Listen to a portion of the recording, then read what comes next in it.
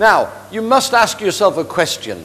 Why has this man taken time away from his family to travel halfway around the world, more than halfway around the world, to be here with you today? And the answer is because I have been the fortunate beneficiary of a sharing environment. The scientist Isaac Newton said, if I've achieved anything at all with my life, it's because I've been able to stand on the shoulders of giants. And I've been fortunate enough, as have some of you, and as hopefully as will most of, if not all of you in the future, I've been fortunate enough to discover MDRT and to stand on the shoulders of giants. In MDRT, we believe very simply, if we have grown because of others, we should help others grow because of us.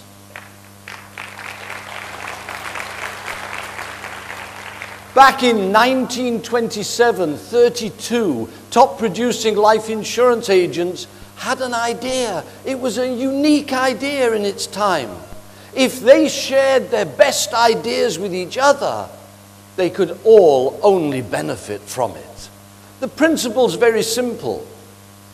If I have a bowl of rice and you have a bowl of rice, if I give you my bowl of rice and you give me your bowl of rice, we still only have one bowl of rice each. But if I have an idea and you have an idea, and I give you my idea and you give me your idea, we each have two ideas. And on this principle, MDRT has been built from those 32 agents 86 years ago to nearly 38,000 today in over 80 countries. Yet the purpose of MDRT has not changed: to share our best with each other, because if we have grown because of others, we should help others grow because of us. 36 years MDRT, 35 years top of the table, past president of MDRT.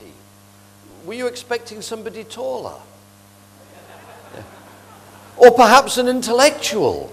Well, intellectual I am not. I left school at 16. Do you mind if I share some of my personal life with you?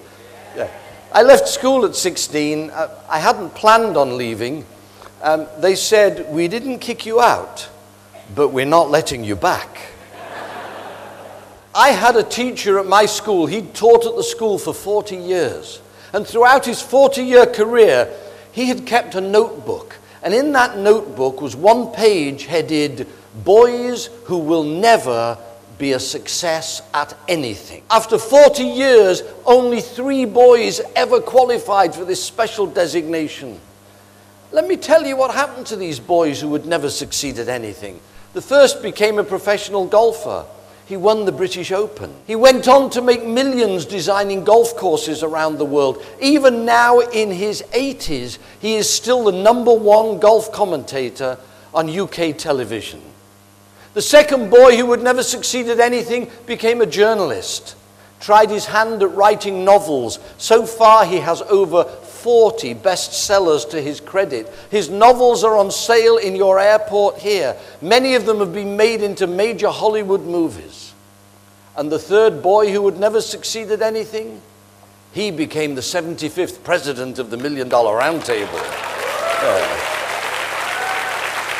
Now, is there a moral to this? Yes, there is. We must never, ever allow others to sit in judgment on our potential. I was so bad at maths at school. One year in the end of year exams, I scored a mark of 10%. I thought, if my father sees this, he'll kill me.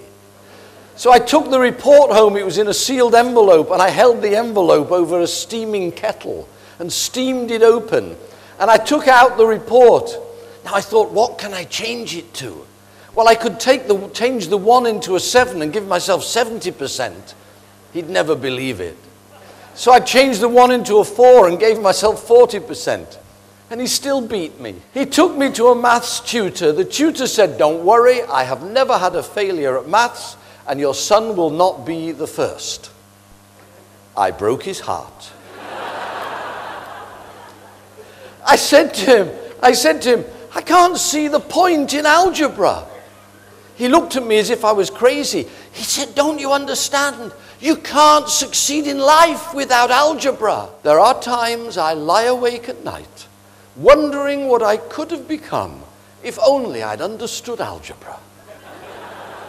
You know, it's interesting. My first job was working in a department store in my home city, and so I thought I'd better go to night school to try to make up for some of my deficiencies at school. One of the modules in this business course was accountancy, maths by any other name. In the first year, I had a mark of 100%.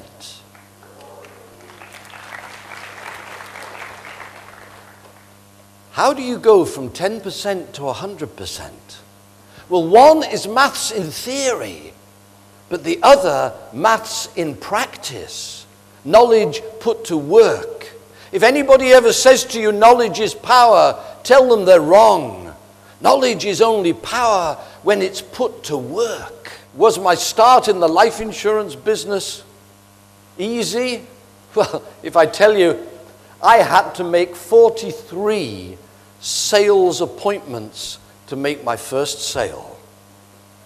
In my second month, I made 6 sales. And by the end of the month, they had all cancelled. After 3 months, I had a closing average of 1 in 19. After 4 years, I tried to quit the business. And the only reason I'm with you here today, nobody would offer me a job. I tried to change insurance companies. I thought if I go to a new insurance company, it might kickstart my career. And they put me through a personality test. When I went back for the second interview, there written across the test paper, it said, this man is not suited to a career in the sale of life insurance. It took me 4 more years, 8 years in total, to make it to MDRT. But then only 1 year to make it to the top of the table, and to continue to do so every year.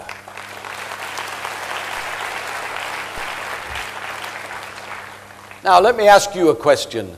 Why are you here? Why have you taken time away from your family, from your businesses, to be here? I know it's a legitimate excuse not to be making calls, but what do we hope to gain from today? Aren't we all looking for something, maybe just one idea, but something that will help us do what we do a little more easily, a little more successfully? Who would agree with me? We're looking for an idea. Well, let me give you the bad news.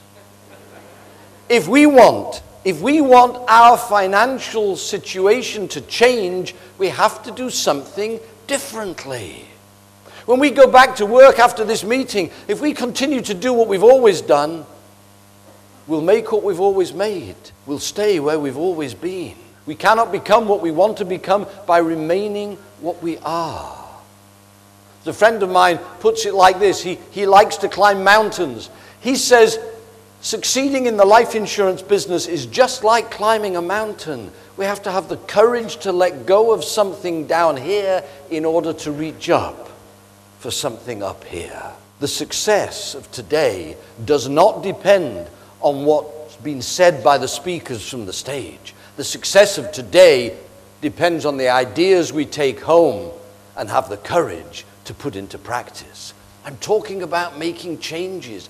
Einstein said, stupidity is continuing to do what we've always done, yet expecting a different result. But do we have to make big changes? No. Sometimes the smallest changes can have the most dramatic effect on our results. So a question I'm often asked, why is it success seems to come to a chosen few? Success doesn't come to a chosen few. Success is chosen by a few. Success is not a matter of chance. Success can be a matter of choice. How do we choose to be more successful? By choosing the way we work, by choosing the way we act, by choosing our work habits. It's been said that to succeed in life we need 2 things, both vision and action. For action without vision is passing time, and vision without action is just daydreaming. But put vision and action together, we can change our lives. And for us, our vision is in our goals.